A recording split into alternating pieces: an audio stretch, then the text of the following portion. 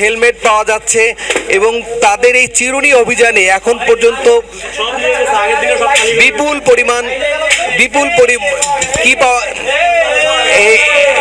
এখানে এটি কি একটু যদি দেখাতেন দেশীয় অস্ত্র একদম সোহার দেখতেই পাচ্ছেন যে এই রুম থেকে এই মাত্র আমাদের সামনেই রুমটি খোলা হলো এবং বেশ কিছু দেশীয় অস্ত্র কিন্তু এই রুম থেকে কিন্তু পাওয়া গেছে। একটু যদি আস্তে সাবধানে একেবারে নতুন চারটি একদম।